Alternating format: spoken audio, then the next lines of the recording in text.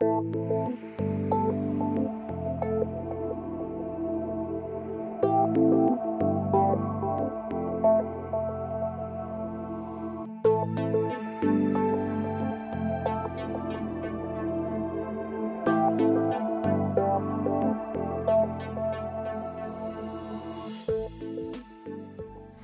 Abrams' first novel, Playing, is hot off the presses, and with a bit of luck, we'll have some here for you later today.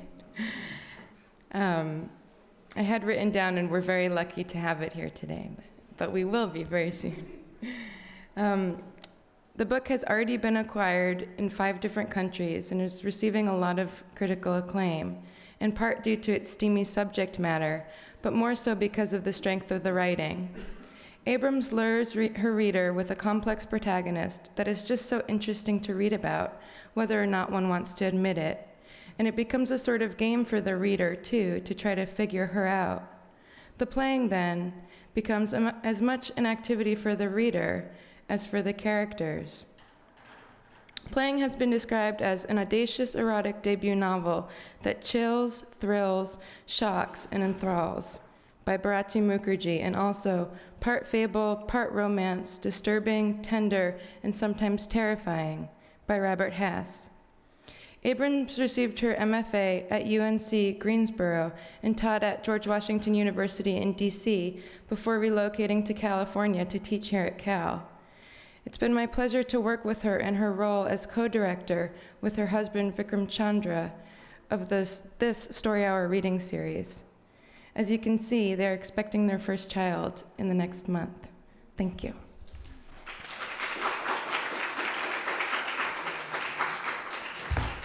Thank you, Kristen. Oh, I'm so glad that there's directions, mouth 10 inches from mic. Okay. All right, so thanks so much for coming. And just to give you, I'm actually going to read from the middle of the book. So as a kind of prelude to that, the Grove Atlantic publicity people do a far better job of giving you what the book is about than I will. So I'm just going to actually read that before I start the reading. So they say, when Josie, an anthropology grad student, is unexpectedly offered a job as the nanny for Tyler, a 6-year-old with a penchant for trivia and an obsession with counting, she innocently agrees. Though Josie doesn't need the job, she can't help but accept the offer. There's something about Tyler's mom, her beauty, her confidence, her resemblance to Josie's mother, that draws Josie in. She soon finds herself a part of their family, sharing an intimacy that soothes Josie's estrangement from her own parents, but also breeds betrayal when Josie falls for Mary's crush, Devesh. An Indian surgeon, 10 years her senior, Devesh pulls Josie into a dizzying world of sexual domination and submission, hence the cover, that speaks to her deeply hidden desires.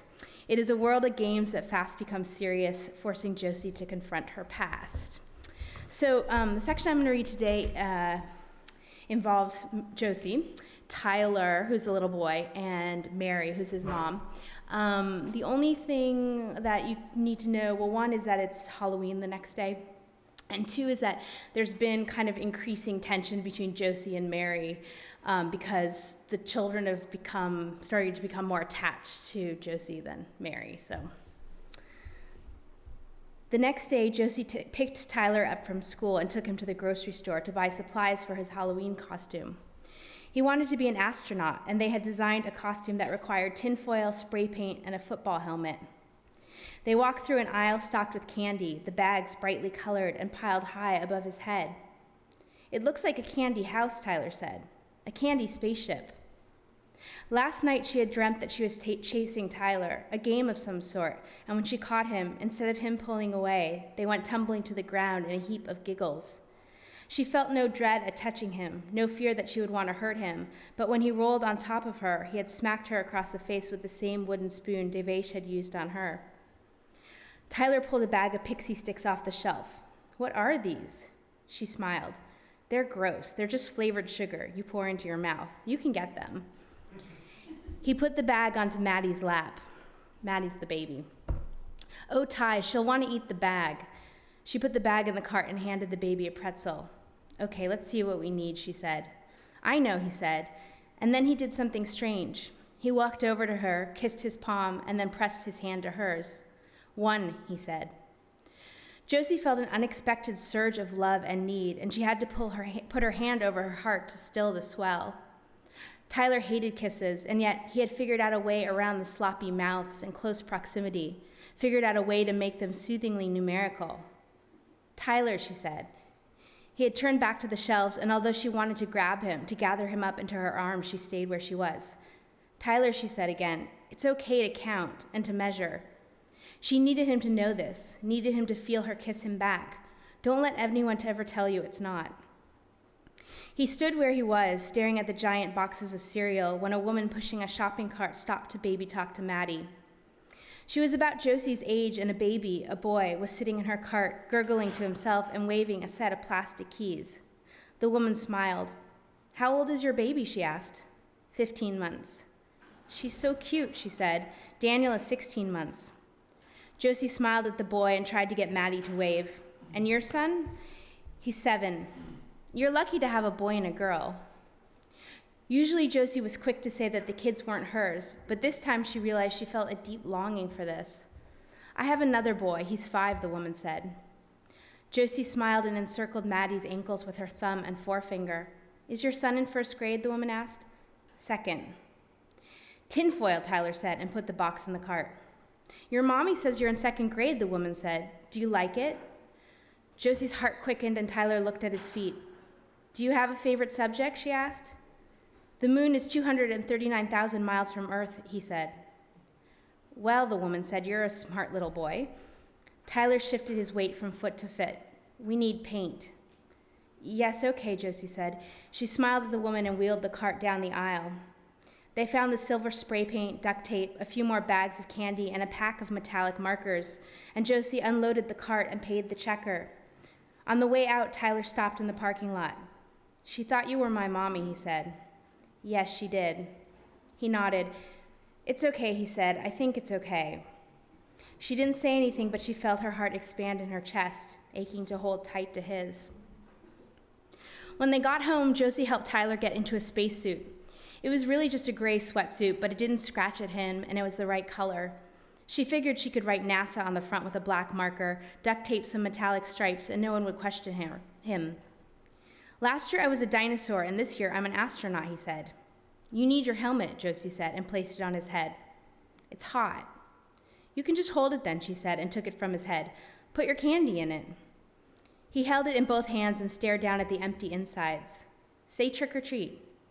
Trick or treat, he said, and she emptied a handful of pixie sticks into the helmet. Candy, he said. Yes, and when someone gives you candy, you have to say thank you. Let's practice. You go first. Trick or treat. Josie took 2 pixie sticks from the bag and dropped them in his helmet. Happy Halloween, she said. Are you going to come trick-or-treating with us, he asked. You forgot to say thank you. Are you going to come trick-or-treating with us, he repeated. No. Why? Because. Josie opened a pixie stick and poured the green dust into her hand. Because why? Just because. She licked the dust from her palm. But you came last year. Yes. But last year everything had been different. Last year they had gone first to the mall with Philip and Katie, and later that night out with Mary. The night had been warm and windy, and Tyler dragged his dinosaur tail from house to house, collecting candy while Mary pushed the sleeping baby in the stroller. The streets were dotted with ballerinas and cowboys and skeletons, and the buzz of the night had made Josie brave. She rested her hand atop Mary's, and Mary leaned her head on Josie's shoulder, and Josie wondered if there was ever a more perfect night. When I was little, Mary had said, my mom would cover the trees with masses of spider webs. I wouldn't walk under them without someone holding my hand. Josie smiled. What else?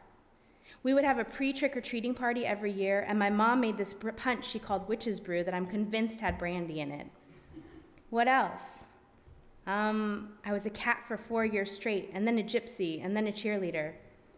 Josie tickled her cheek with Mary's hair. What about you, Mary asked. My dad had a haunted house built on our property each year. A real house? All these workmen would show up in the morning with a giant tent, and by the time I came home from school, it had turned into a real house with turrets and everything, Josie said. Wow. Every year there was some different theme. Once he had 24 animated zombies programmed to raise their arm and howl when he flipped a switch. It was his own personal Dawn of the Dead. Where did he get all that stuff? Mary asked. Some prop shop in Hollywood. Mary looked at her. That must have cost a fortune. Josie was silent. She had told Mary that her father was an accountant, that she grew up on the outskirts of Santa Barbara in a town full of strip malls and fast food joints. He was really into Halloween, Josie said. That's some serious dough, Mary continued. Yeah, I don't know.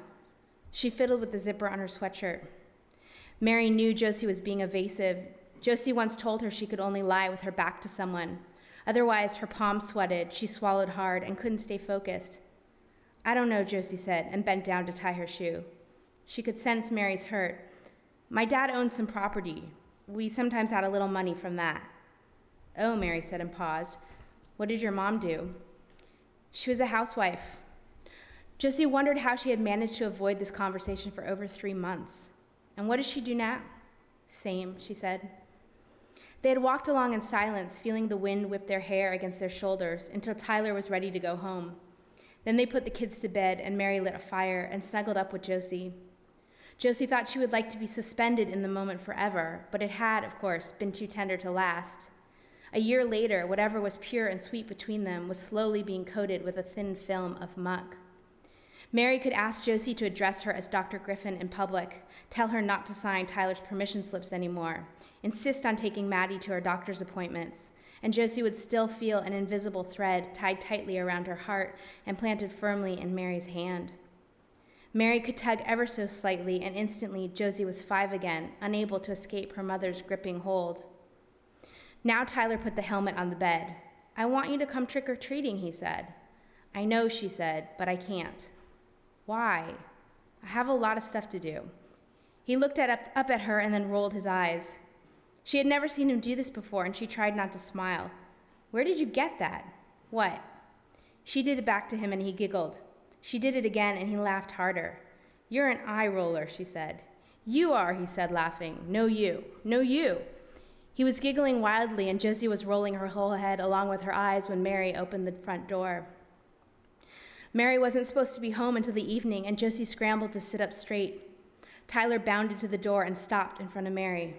Make Josie come trick-or-treating with us, he said.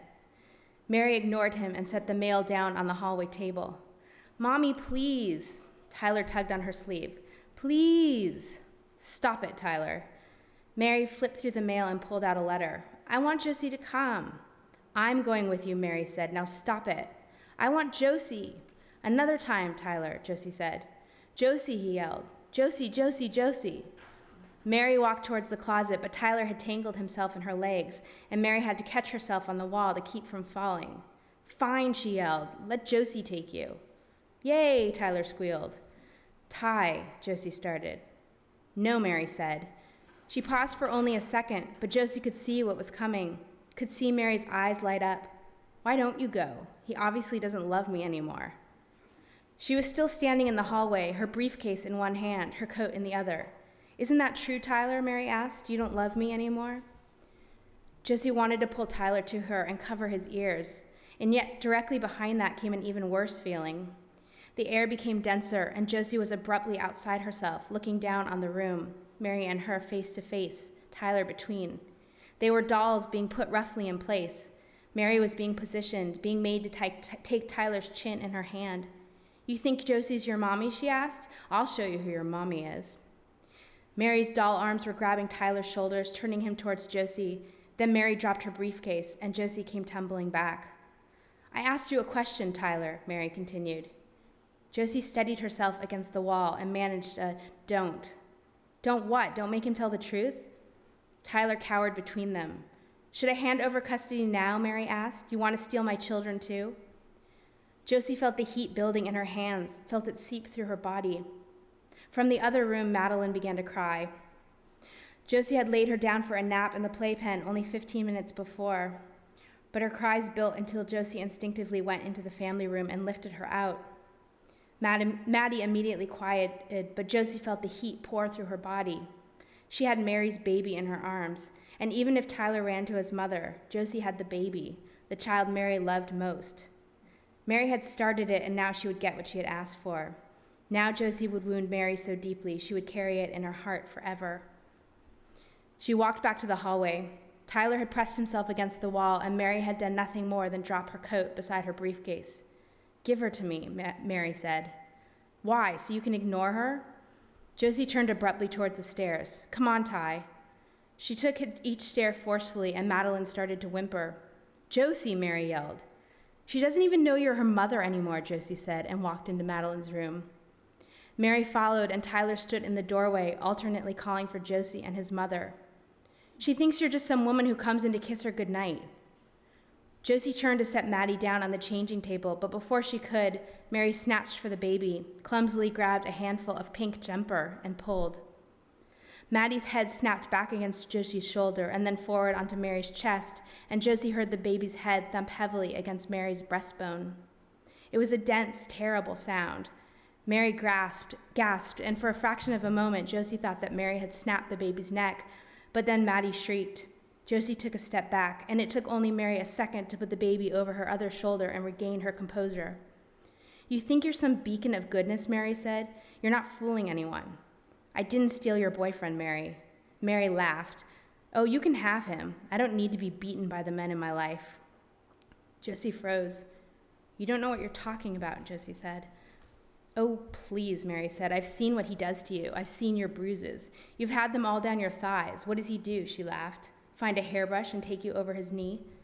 Josie was stunned, and all she could do was shake her head. "You might think about not wearing a skirt when you've been a bad girl." "No," Josie said. Mary set the baby down to be changed and pulled out a clean diaper. "It's sick, you know that? It's sick what you do."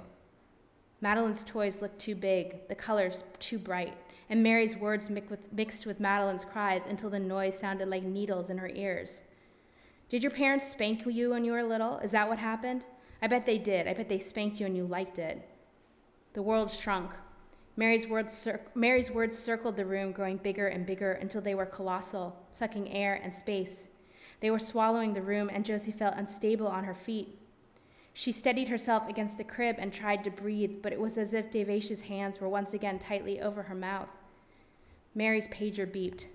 "Shit, I don't have time for this now." She fastened Maddie's jumper. "I just came home to pick up a file, but I think it's time we discuss our current situation." Madeline had quieted down, and Mary grabbed a pacifier from her crib and stuck it in the baby's mouth. "Take her." Mary pressed the baby into Josie's arms, and when she did, Josie felt the air forcibly thrust into her lungs. She heard Mary take each stair quickly, heard her drop her keys, bang her briefcase, shut the door, and then nothing. Tyler stopped crying. Maddie held the pacifier still in her mouth. Josie felt dizzy and was suddenly afraid she would drop the baby, but the idea of moving an inch of her body seemed worse. To take a step from this moment would set the world in action again, and she suddenly wished she could be put to sleep, her finger pricked, the world frozen for 100 years. She could almost feel the sweet languor, feel her body funneled with sand, but then Tyler called her name and she looked up. He had stopped crying, but when she stared at him, he began to sob again, and she sank to the ground, put her head on her knees, and let the baby crawl from her arms. Tyler cried long, whimpery cries, and with each wail, Josie grew more and more exhausted. If Devesh were here, he would carry her home, wrap her in blankets, and call her his baby. And then he would beat her. She would beg him to do it, and he would. He would beat her marvelously, and with every strike, she would thank him.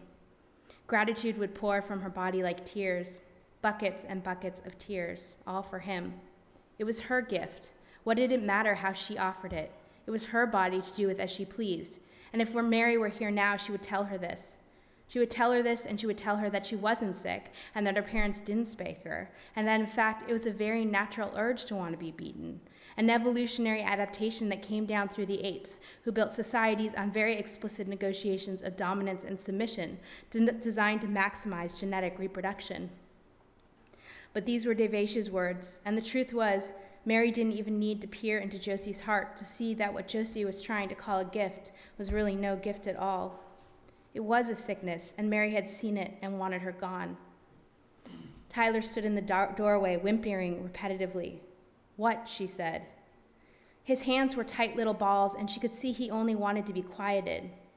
All she would have to do was sit him down on the floor with his plastic animals and measuring tape, and he would be fine.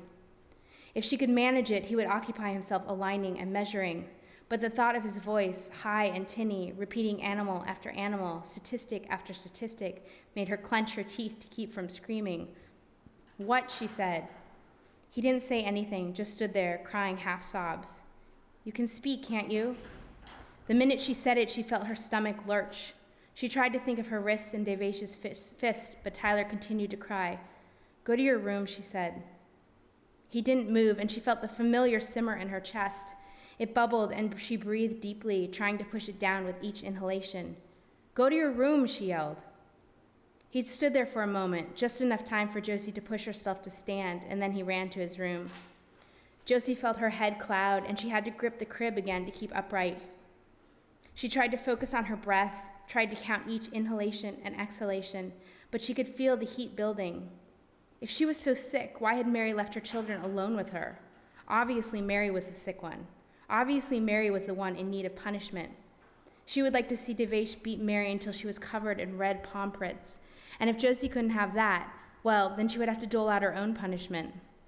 She thought of rulers and wooden spoons and belts. She thought there was a flat palm-sized hairbrush in Mary's bathroom. But oh God, she couldn't think these things. She would count. She would count the strands of carpet, the toys on the shelves, the flowers on Madeline's jumpers. She pushed herself against the wall and tried to imagine her ankles and wrists cuffed in place. Madeline had crawled to the other side of the room and was playing with a set of plastic blocks.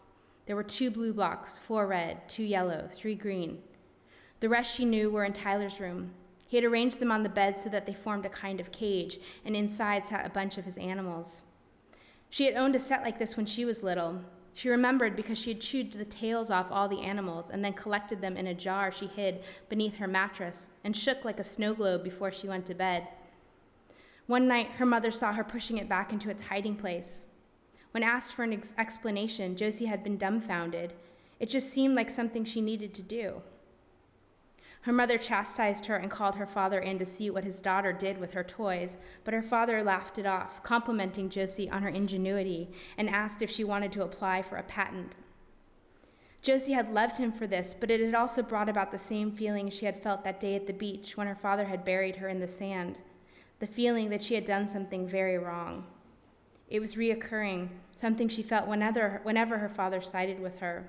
And inevitably, that sensation of total weakness would come over her, and she would feel helpless, wedged between her parents like a doorstop, and then unbearably angry.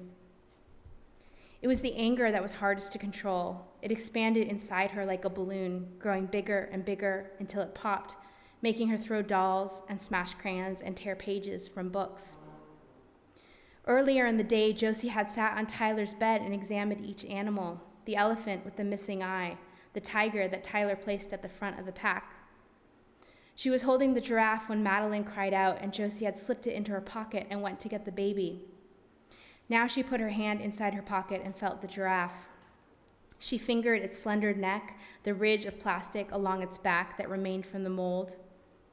It felt tiny against her fingertips, and she had a sudden urge to put it in her mouth, to feel it solid against her tongue, to hold it tightly between her teeth.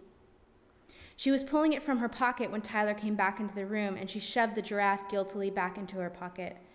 His face was still puffy from crying, but all his need had evaporated.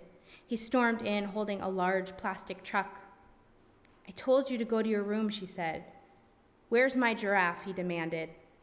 She was taken aback, and for a moment she was terrified that he could read her thoughts. "Go to your room," she said. "I want my giraffe." He stood defiantly in the doorway, banging the truck softly against his knees, staring intensely at her hands. The thought of the giraffe firmly in her mouth had calmed her, but now she felt the simmer again, her bones swelling beneath her skin. He had been so good lately, obedient and almost sweet, and she thought that somehow the two of them had agreed to an unspoken pact.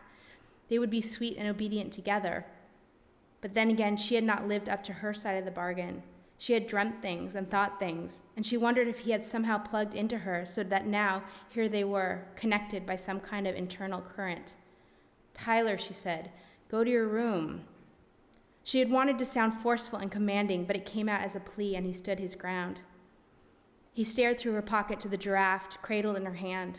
"I want my giraffe, I want my giraffe, I want my giraffe," he yelled. And in one swift move, he slammed the truck to the ground.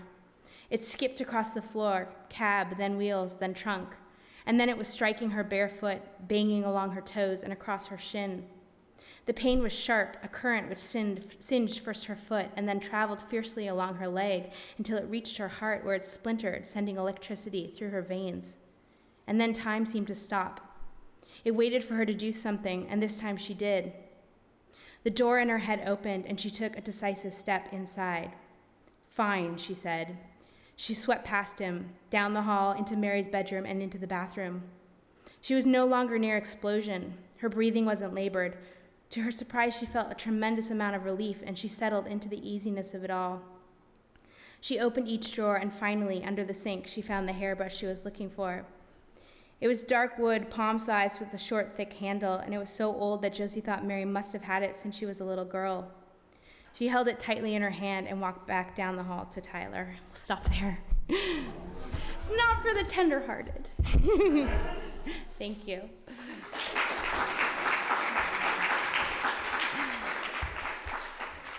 I try and remember always to tell my students, there's this Yeats quote that says, "Read what you like, write what you must," which I think is like the best advice that you can give at any writer.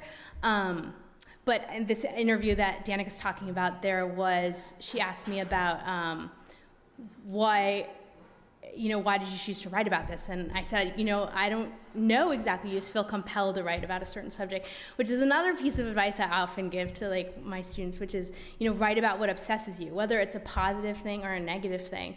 You can be, sometimes I think you have these obsessions that you don't know exactly where they come from. They're just, and you follow them till their logical end. So, I think when people ask this question, they're really asking about why are you choosing to write about sadomasochistic sex? But I think that it's a much more complicated question for me, which is, for me, it was more about what, one of the things that I talked about in that interview and in general is how did this book come about? And it kind of came about because I was listening to this radio show called This American Life. And there's this one episode where this man had set up a confession line. So he had set up a tape recorder, an answering machine, and people had called in and left confessions on this answering machine. It wasn't advertised, they weren't getting anything for it, nobody called them back, it was just kind of a purging of emotion. And, some of them were like, oh, I stole, $10 from my mom when I was 5, And some of them were much more heavy and just eventful. And so one of the ones that I won't tell you what it was now because it's kind of the mystery of the book, this man confessed to doing something that was, just absolutely changed his whole, not only his life, but his whole family dynamic. It was irreparable what had happened. And so he confessed to that. So I just wondered what kind of person who has this horrific thing happen as a child, kind of who do they grow up into? And so that's kind of where the book stemmed, and kind of the road that I followed with Josie to see where she went, and she kind of had her own stuff. So you should ask her about the sadomasochistic sex, not me.